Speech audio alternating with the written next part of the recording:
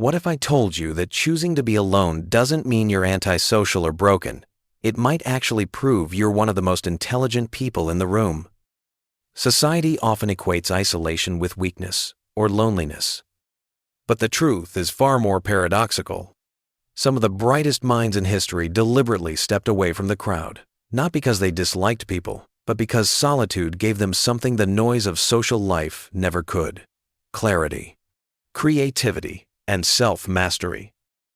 Today, we're uncovering 9 research-backed reasons why highly intelligent people prefer their own company, and I can almost guarantee you'll recognize yourself in several of them. So if anyone has ever called you antisocial for enjoying your solitude, hit that like button. You might just be smarter than they think. Reason 1. Your brain needs silence to process complex thoughts. Intelligent minds run like supercomputers, constantly juggling multiple layers of thought. But just like a processor overheats when overloaded, your brain stalls when surrounded by constant noise and interruptions.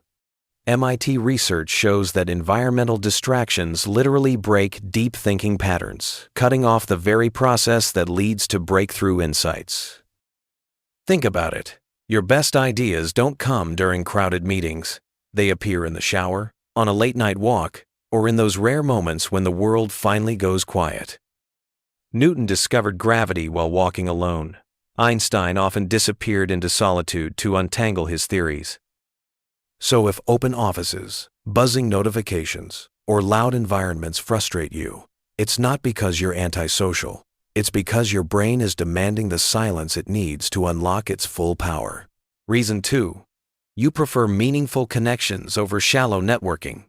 For highly intelligent people, social energy is limited, and you spend it with precision. Oxford research shows that those with higher IQs typically have fewer friends, but their friendships are far deeper. Your brain recognizes that maintaining relationships consumes mental resources, so you choose quality over quantity. That's why small talk feels draining, while a single 3-hour conversation with someone who truly gets you feels energizing. It's not arrogance, it's cognitive efficiency. You'd rather skip 5 networking events filled with surface-level chatter to protect your energy for the people and ideas that matter most. So the next time you feel out of place at a party or bored by trivial conversations, remember, you're not antisocial, you're selective. Your intelligence pushes you toward relationships that feed your mind, not just fill your calendar. Reason 3. Your most creative insights emerge when you're alone.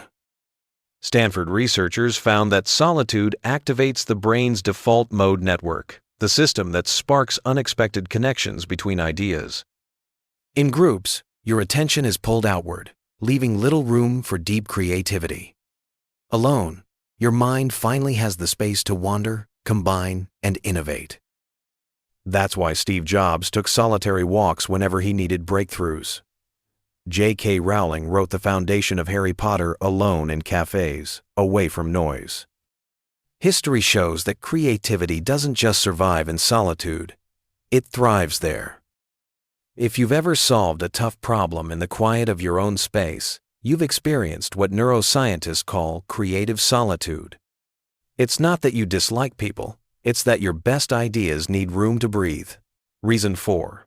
You understand that social interaction is cognitively expensive. Most people think conversation is effortless. But neuroscience shows otherwise. Every social exchange requires your brain to decode facial expressions, tone, hidden intentions, and then craft the right response. It's like running multiple apps at once, mentally draining even if you're just chatting. That's why a full day of meetings can leave you exhausted without doing any real work. Intelligent people notice this cost and conserve their limited cognitive energy for solving bigger problems. Alone time isn't a luxury, it's a strategic recharge. So when you decline plans or crave silence after a busy day, you're not being antisocial, you're practicing advanced energy management. By protecting your mental resources, you're ensuring your best thinking is saved for what truly matters. Reason 5. You can only discover your authentic self without social mirrors. Carl Jung believed that true individuality, what he called individuation, emerges only when we step away from constant social influence. Around others, we unconsciously mirror their expectations, adjusting our tone, behavior, even beliefs. Over time, this performance blurs who we really are. That's why solitude feels like hitting a reset button. Free from social pressure, you reconnect with your genuine thoughts, preferences, and values. Think of Thoreau retreating to Walden Pond not because he hated people, but because he needed space to hear his own voice. If you've ever felt more yourself when alone, it's not isolation, it's self-discovery. Intelligent minds know that to grow, they must sometimes turn away from the crowd and toward the inner world that defines who they truly are. Reason 6. Your learning accelerates without social distractions. When you're alone, your brain doesn't need to match others' pace, explain your methods, or wait for consensus. It can dive straight into deep focus. Research shows that individual learning, especially on complex topics, is often faster and more efficient than group study. This is why intelligent people naturally gravitate toward flow states, those moments of complete absorption where learning feels effortless. In solitude, distractions fade, and your brain can explore tangents, chase curiosity, and connect ideas at lightning speed. History is full of autodidacts, Ramanujan in mathematics, Tesla in engineering, who made breakthroughs precisely because they learned in isolation. If you find yourself mastering skills more quickly when studying alone, it's not a quirk, it's your brain optimizing for maximum growth. Reason 7. You need space to process emotions without performing for others. For intelligent people, emotions can feel overwhelming not because they're weaker, but because they're more sensitive. High empathy means you don't just feel your own emotions, you also absorb the moods of those around you. And when others are present, you unconsciously start performing, managing how your emotions appear, rather than actually processing them. That's why solitude is essential. Away from social eyes, you can fully experience and understand what you're feeling. Psychologists call this emotional regulation, and it works best without an audience. So if your instinct is to withdraw when stressed, it isn't avoidance, it's wisdom. You're giving yourself the space to heal honestly, rather than masking emotions for the sake of others. That's not weakness, it's advanced emotional intelligence. Reason 8. Solitude liberates you from the pressure to conform. Psychologist Solomon Asch proved that people will agree with a group even when the group is obviously wrong just to avoid standing out. For most, that's the easy path. But intelligent minds often resist, and solitude gives them the freedom to think without compromise.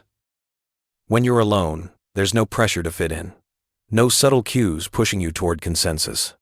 That mental space allows you to challenge assumptions, explore unpopular ideas, and develop independent perspectives. Galileo questioned the universe in solitude. Innovators from every era protected their originality by stepping away from the crowd. So if you think most clearly when you're away from group pressure, it's not by accident you're defending your intellectual independence. Solitude doesn't isolate your mind, it liberates it. Reason 9. Your inner world is rich enough to provide constant entertainment. Highly intelligent people rarely get bored when they're alone because their minds generate endless stimulation. Research shows that complex thinkers create detailed inner narratives, mental simulations, and imaginative what-if scenarios that can be just as engaging as external entertainment. That's why you might prefer books, deep documentaries, or simply your own thoughts over parties and small talk. Your brain is already running its own theater, one that never stops producing ideas, questions, and creative sparks. Marcus Aurelius once wrote that the soul becomes its own retreat. If solitude feels enjoyable rather than empty, it's because your inner world is vivid enough to keep you company. In truth, you're never really alone. You're surrounded by the richness of your own mind. So there you have it, 9 research-backed reasons why solitude isn't antisocial, but a hallmark of intelligence. If you've watched this entire video alone, You've already proven the point. Your preference for solitude isn't a flaw to fix, it's a strength to embrace. Intelligence isn't measured by how many people surround you.